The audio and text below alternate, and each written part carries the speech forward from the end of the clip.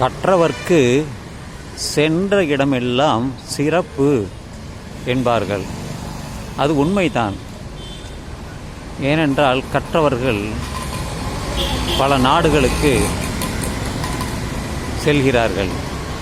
ஏனென்றால் அவர்களுக்கு கல்வி உறுதுணையாக இருக்கிறது.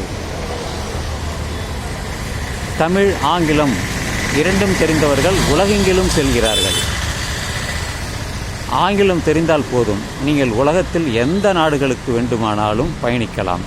அங்கே தெரிந்தவர்கள் இருப்பார்கள். எந்த பயமும் இருக்காது. அதனால்தான் கற்றவர்களுக்கு சென்ற இடமெல்லாம் சிறப்பு. ஒரு வழிகாட்ட வேண்டும் என்று ஒரு தெரியாதவர் கேட்டால் அவருக்கு நம்மால் வழிகாட்ட முடியும். ஏனென்றால் அங்கே பலகை வைத்திருப்பார்கள். அதில் தமிழிலோ அல்லது ஆங்கிலத்திலோ அல்ல வேறு மொழியிலோ வைத்திருப்பார்கள்.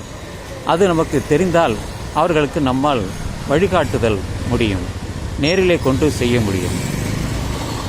அதனால்தான் இந்த கற்றவருக்கு சென்ற இடமெல்லாம் சிறப்பு. அவர்கள் அமைச்சராகிறார்கள், முதலீடு செய்கிறார்கள், கல்வி ஆசிரியராக இருக்கிறார்கள், கல்லூரி ஆசிரியராக இருக்கிறார்கள், ஆராய்ச்சி செய்கிறார்கள். அந்த கல்வி இல்லை என்றால், காமராஜர் கல்வி இல்லை, இருந்தாலும் அவர் உயர்ந்த தலைவராக இருந்தார். காரணம் அவருடைய செய்கை தான், செயல்பாடுகள் தான். மக்களின் பிரச்சனைகளை புரிந்து கொண்டு அதற்கான வழிமுறைகளை அவர் ஆட்சியின் பொழுது செய்தார். மதிய உணவு திட்டத்தை கொண்டு வந்தார், பள்ளிக்கூடங்களை கட்டினார், புத்தகத்தை அவர்களுக்கு வழங்கினார் என்றெல்லாம் அவரை பற்றி அதிகமாக சொல்வார்கள். எளிய மனிதர், ஒரு 6 அடி உயரம், அவருடைய கை முழங்காலுக்கு கீழே போகும் என்று சொல்வார்கள். உயர்ந்த மனிதர், உயர்ந்த எண்ணம். அதனால்தான் அவரை பற்றி எல்லோரும் பாராட்டுகிறார்கள்.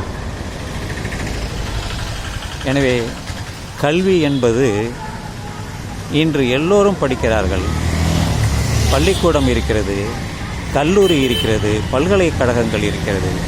அதனால்தான் உலகத்திலேயே, இந்தியாவிலே ஒரு சிறந்த நாடாக தமிழ்நாடு இருக்கிறது. கல்வியில் மிகச்சிறந்த நாடு. அதிகமான பல்கலைக்கழகம், அதிகமான கல்லூரிகள், உலகத்திலே அதிகமான படித்தவர்கள் இருக்கக்கூடியது கேரளாவிற்கு அடுத்தபடியாக தமிழ்நாடு தான். நீங்கள் மற்ற மாநிலங்களுக்கு, அதுவும் பீகார், உத்தரப்பிரதேசம் சென்றால் அங்கு படிப்புக்கு மருந்து கொடுத்தால் கூட அவர்கள் படிக்க மாட்டார்கள்.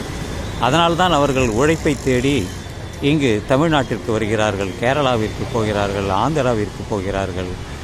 உத்தரப்பிரதேசத்தில் இருந்து தான் வெளியே பலர் வருகிறார்கள், பீகாரில் இருந்து வருகிறார்கள். பல மாநிலங்களுக்கு அவர்கள் செல்கிறார்கள். ஏனென்றால் இங்கே தான் அவர்களுடைய உழைப்பு, மரியாதையும் ஒரு மதிப்பும் கிடைக்கிறது. அவர்களுக்கு கல்வி இல்லை, ஒரே ஒரு மொழி தான் அவர்களுக்கு.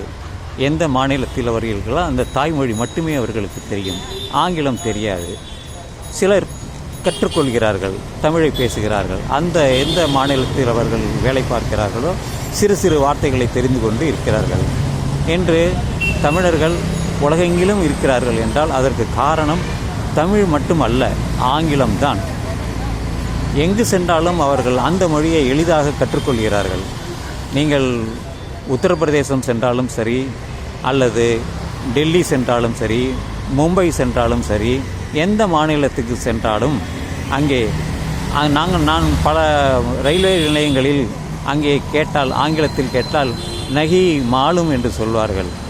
ஆனால் எனக்கு புரியும், அவர்களுடைய ஹிந்தி புரியும். ஆதலினால் நான் புரிந்து கொள்வேன். எனக்கு தெரியாத வார்த்தைகளையும் அவர்களிடம் வந்து நான் தெரிந்து கொண்டேன். படிக்கவும் எழுதவும் பேசவும் தெரியும் என்றால் பல மொழிகள் உண்டு. அதில் ஆங்கிலம் மட்டுமல்ல, தமிழும் மட்டுமல்ல, இந்த ஹிந்தியும் தெரியும், மராத்தி மொழி தெரியும், கன்னடமும் புரிந்து கொள்ள முடியும். அந்த அளவிற்கு நம்முடைய திறமையை நாம் வளர்த்து கொண்டால் கல்வி கற்றல் மட்டும் போதாது, அது சிறப்பும் நமக்கு கிடைக்கும். இந்த ஒரு காணொலியை செய்கிறேன் என்றால் அதற்கு எனக்கு தந்தது இந்த தமிழும் ஆங்கிலமும் தான்.